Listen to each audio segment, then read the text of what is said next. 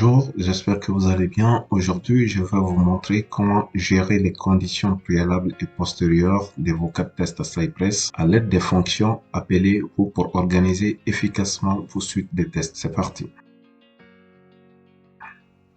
Lors du développement de vos scripts de tests automatisés, l'un des concepts clés à savoir consiste à gérer les conditions préalables et postérieures de vos cas de tests ou de vos suites de tests. Il peut y avoir plusieurs situations dans vos scénarios de test où une action spécifique doit être effectuée avant ou après chaque cas de test ou suite de test. Par exemple, recharger la page après chaque cas de test pour réinitialiser les données de la base de votre application ou reset la base de données pour remettre à la base pour préparer l'exécution d'un prochain test. Et toutes ces conditions vont dépendre du type de test que vous souhaitez faire et de votre stratégie d'automatisation. Pour cela, dans ce tuto, on va voir les hooks les plus couramment utilisés. Pour cette session, j'ai créé une classe appelée Hook Cypress dans laquelle j'ai ajouté un describe appelé fonction hook et j'ai ajouté deux tests d'intégration. La première fonction qu'on va voir est la fonction hook before qui va s'exécuter une seule fois avant tous les blocs de test. Pour voir ce que ça va donner sur le runner de Cypress, on va ajouter des logs. Pour le before, je vais l'appeler hook before.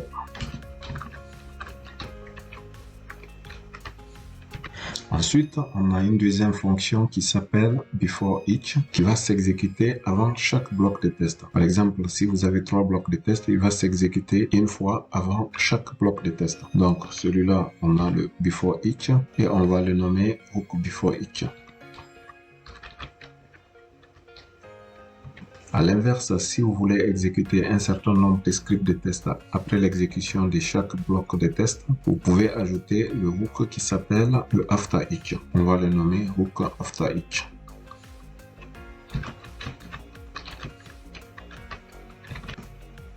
Et en dernier, quand tous les blocs de test sont exécutés, on peut avoir besoin d'exécuter quelques scripts de test ou un script de test pour clôturer l'ensemble de l'exécution de nos scénarios de test. Et ces scripts-là, on peut les ajouter dans la fonction hook qui s'appelle after. Et cette fonction, on va l'appeler hook after.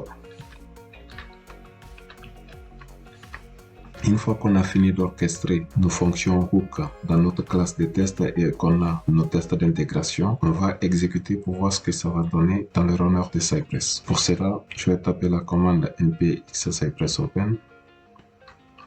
Je clique sur end-to-end testing. Je lance mon test sur le browser par défaut et je clique sur la spécification que je viens de créer qui est Hook Cypress. À présent, notre spécification est bien exécutée dans le runner de Cypress. On va déplier ces deux tests d'intégration pour voir comment ça se présente nos fonctions Hook. Si on regarde de plus près, on voit que la fonction before est exécutée une seule fois et la fonction after est exécutée aussi une seule fois. Et ces deux se sont exécutés une seule fois chacun. À l'inverse, la fonction before each et la fonction after each se sont exécutées une fois dans chaque test d'intégration. Ce qui veut dire que les scripts que vous avez mis dans le before each et le after each vont s'exécuter autant de fois que vous avez des tests d'intégration. Les deux blocs de test, mon premier bloc de test et mon deuxième bloc de test se sont exécutés dans l'ordre dans lequel ils ont été implémentés. Un autre avantage à noter des hooks, c'est d'éviter de dupliquer les scripts de test au début et à la fin de vos tests d'intégration. Par exemple, le site visite que vous mettez dans chaque test d'intégration, vous pouvez le mettre dans le before. Et la déconnexion que vous mettez à la fin de vos tests d'intégration, vous pouvez le mettre dans le after ou dans le after each selon le test que vous souhaitez faire. Là, on vient de voir comment utiliser les hooks de Cypress. Après les hooks, vous pouvez avoir besoin pendant la rédaction de vos scripts de test d'exécuter ou ignorer un certain nombre de tests. Pour cela, on va utiliser ce qu'on appelle les tags. Donc, on va revenir dans notre Visual Studio Code. Je vais ajouter un troisième test d'intégration. Celui-là, je vais appeler mon troisième bloc de test. Je vais l'appeler troisième test. Le premier tag qu'on va voir est le only. Le tag only permet d'exécuter uniquement les éléments sur lesquels il a été tagué. Ensuite, on a le skip qui permet d'ignorer les éléments qui ont été tagués à skip. Donc, si on essaie d'appliquer cela à nos différents tests d'intégration, par exemple, je veux exécuter uniquement mon premier test d'intégration.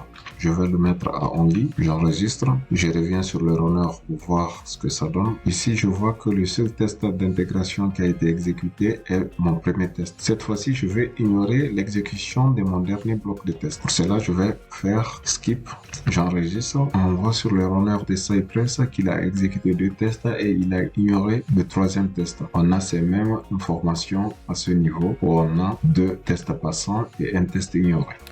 C'est tout pour cette vidéo. N'hésite pas à t'abonner pour ne rien rater, mettre un pouce bleu pour nous encourager et partager au maximum pour aider plus de personnes.